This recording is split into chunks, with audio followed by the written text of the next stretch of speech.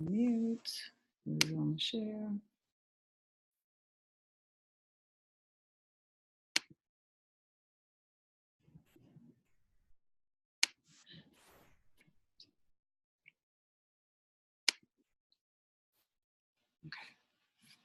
Okay.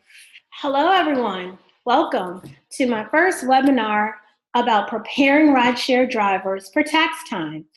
My name is Miss Deanna Grant. I'm the owner of Grant's Financial Services. We are a tax and accounting firm located in the South Loop. We do represent tax customers in all 50 states. We have 3 areas of focus, and that's compliance. Compliance are your taxes, annual reports, not-for-profit taxes, annual reports for Secretary of State, corporate taxes, individual taxes, LLC taxes. So compliance is one of our 3 levels of service. Our second is financial literacy, and that's when we are sharing our webinars, and I do local seminars and financial literacy programs. And the third level service is cash flow management, i.e. bookkeeping. We would like to help you keep track of your income and expense, because our motto is helping you to achieve financial success. We're very motivated for our customers, both individual and businesses, to achieve financial success. And however our firm can help you, we are there. We do personal financial statements as well as budgets for businesses and individuals. So I wanted to get started on preparing rideshare drivers for tax time. So, like I said, my name is Deanna Grant, and we're passionate about your success and helping you achieve financial freedom. So, it's tax time. So I want to remind you, taxes, and more taxes. As a rideshare driver, it's very important to understand that this is your side hustle and you are making income. And our tax system is actually pay as you go. So if you are making self-employment income or extra side hustle income, more than likely there will be taxes due. Now, I just wanted to tell you the importance of filing on time. When you file your tax return on time, you can eliminate those late filing fees and late payment fees. So it's very important to keep track of the income and expense and work with your tax professional to understand what your tax liability would be at the end of the year. or start paying your taxes quarterly. So I want to remind everyone the tax return this year is due April 16th. Yes, that's Monday, April 16th. That is for individuals as well as corporate returns. And moving forward, today I want to talk about self-employment tax and the income tax. As a rideshare driver, there's something called self-employment tax. Now you ask, what is that? So the self-employment tax, if you remember when you had a W-2, on the W-2 or on your check stub when you worked as an employee, there was a line for FICA and Medicare. So FICA and Medicare is the self-employment tax because our government helps pay for our Medicare when we're older as well as our Social Security. So although you are a self-employed person, you still have to pay self-employment tax as well as income tax. So based on the amount of income, that is how you can calculate the income tax due. Our tax system at this point, it's like our tax rates are 5%, 10%, 15%, 20%, 25%. So and there's different levels. But if you need more information, you can always contact me and I could send you those different rates and levels so you can understand where you fall in that line. Okay, so rideshare self-employment. Yes, when you drive for Uber, that's Uber, Lyft. Instacart, Grubhub. There's something in Dallas called Favor.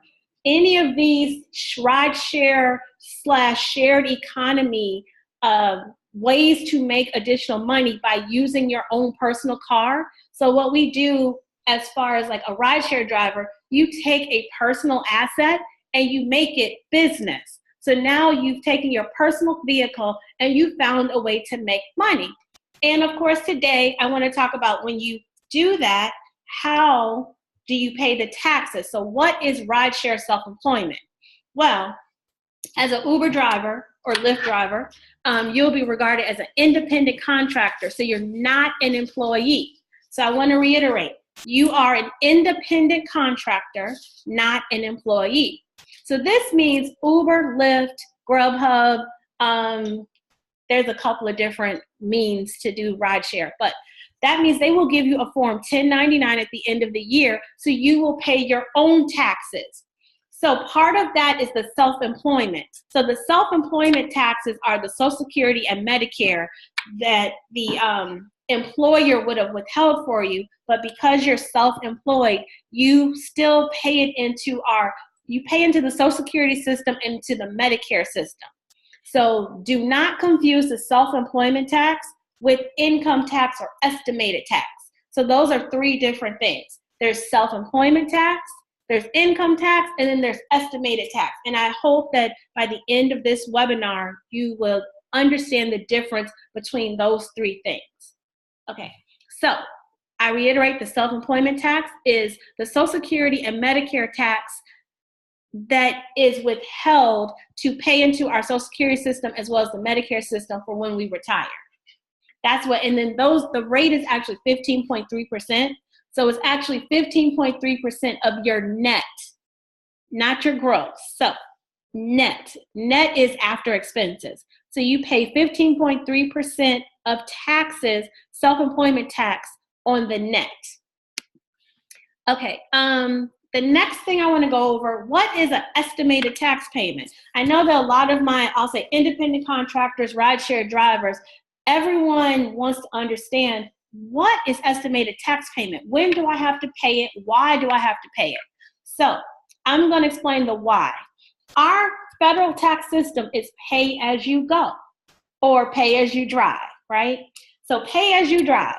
And what that means is in comparison, when you work a job and you were an employee, every single paycheck, they took out taxes. Well, what people don't know and what I want to explain is, if you're self-employed, our tax system is pay as you go. So that requirement to pay taxes every single paycheck or every single payment it's still a reality. And that's what the estimated tax payment is. Now, when you're self-employed, you do not have to do it every time you make a dollar, you do not have to make the payment. The estimated tax payment is due quarterly. So the times are April 18th, June 15th, September 15th, and January 15th of the following year. So every 3 months, you would make an estimated tax payment. Estimated, it's estimated based on the activity. So, for example, if you made $10,000 in January, February, March, and your expenses were $5,000. So we made $10,000. We're going to deduct or subtract $5,000. So we're going to pay taxes on $5,000. So we need to estimate how much you would owe the government based on the net. For me, a rule of thumb, or in my practice, a rule of thumb is 20%. So I will go over the example. You made $10,000. You have expenses of $5,000. Rule of thumb for estimated tax payment, and that is not every single case, but I believe a good rule of thumb, like I said, in my practice and in my experience, would be to calculate 20%. So on the $5,000, you would owe $1,000. So you would pay $1,000 by April 18th.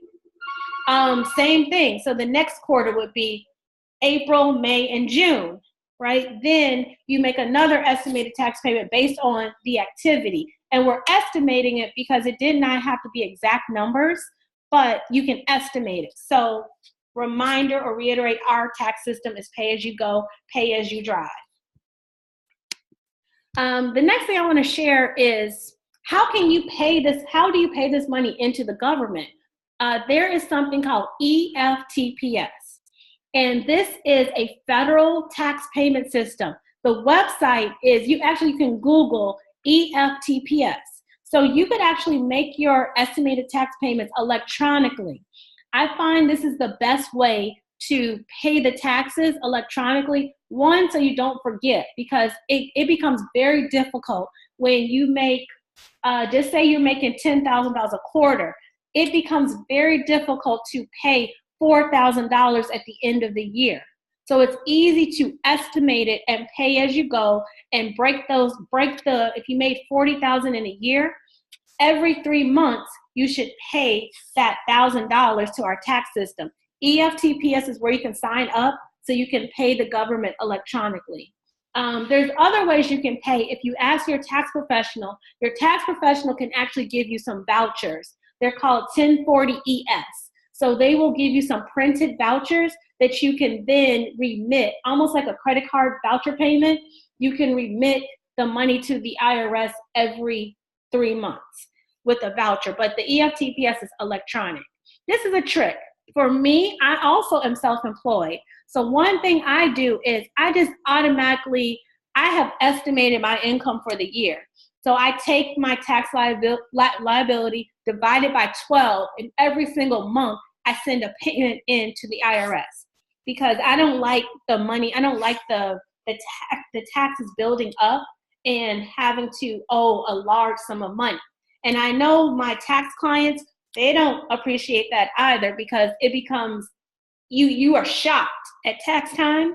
When you're preparing your taxes, you're shocked, like, how much do I owe? $4,000? Well, we need to find a way to break the payments into smaller components. Okay, so also, as a RideShare driver, you can actually deduct. So that's one of the benefits of being self-employed, is that you make your dollars, but you can also deduct expenses. So you're paying taxes on the net, not the gross. When you have a W-2 job, you pay taxes on the gross. When you are self-employed, you can pay taxes on the net. I need to have an example, but we will carry forward. So what can I deduct?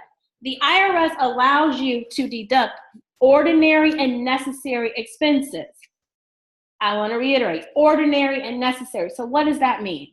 That means the expenses need to be ordinary and necessary to your line of business. So for example, if you are a beautician and you subscribe to a magazine, Life magazine, Time magazine, right? And the subscription, because we know at hair salons, beauty salons, that is a normal part of business. So you can deduct the subscription. Now, if you are a home healthcare worker, and just because you're watching grandma for the day, right? Home healthcare worker, and you're watching grandma and you're reading a magazine while grandma is taking a nap, that is not ordinary and necessary to your business. So the IRS could potentially exclude that expense, because it needs to be ordinary and necessary to your business. You can also deduct, if you pay a contractor or independent contractor $600 or more, you can deduct that. Any W-2 employees, home office, business gifts, and auto expenses. Okay, let's talk about common rideshare tax deductions. Number one, the cell phone, right? You are utilizing your cell phone to not only do GPS, but also to pick up the next customer. You're using the Uber, Lyft, Favor app, and so your cell phone is 100% deductible, because that expense is ordinary and necessary. So if you didn't have a cell phone, you actually could not be a rideshare driver, because the rideshare driver needs the cell phone in order to pick up clients and to get the information to work. So that is an example of something that's ordinary and necessary. You can deduct the water, candy, gum, chips, all the extra things that you provide to customers, just to be nice and friendly and get those high ratings. Any extra insurance coverage you can deduct. Any fees, the Uber and Lyft fees, I know it can be a little pain, but those fees are a tax deduction. So we subtract that from the income Uber pays you. The home office, like if you get home, this is probably more for people that are doing the rideshare, that are rideshare drivers more full-time, meaning not full-time means there are some rideshare drivers that have left their W-2 jobs and they are rideshare driving full-time as their business. So long story short, you can deduct your home office expense. So these are the things that these are the expenses that in your home, like a part of your rent, because maybe you have an office to compile the expenses for your home office, or to go over paperwork from Uber, to like keep all your receipts for your new tires and for gas expense and gas receipts. And so you have a home office because you're doing it full time. So you can actually deduct a portion of your home, which is your rent, your insurance, any maintenance. If you have, and to deduct that, you're supposed to have a designated area in your home as the home office. You also can deduct parking and tolls, the interest you pay on your car, and any PayPal or credit card fees, you can deduct that. So also mileage. Your mileage is a deduction for rideshare drivers, right? So there are two ways that you can take advantage of the mileage deduction. One is actual expenses of the vehicle. So that includes the actual car note, gas, oil, insurance, registration, repairs, maintenance, depreciation, lease payments, and whatever your actual payments are, we could add all that up for a year. Or you can use something called the standard mileage deduction. In my practice, I find that the standard mileage deduction gives us more benefit, but each case is different, right? So the standard mileage deduction gives us more benefit, and you have to keep track of your miles for the year.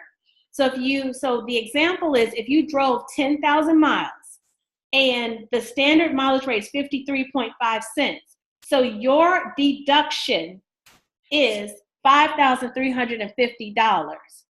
So, but you have to choose. You either do actual expenses or you use the standard mileage rate.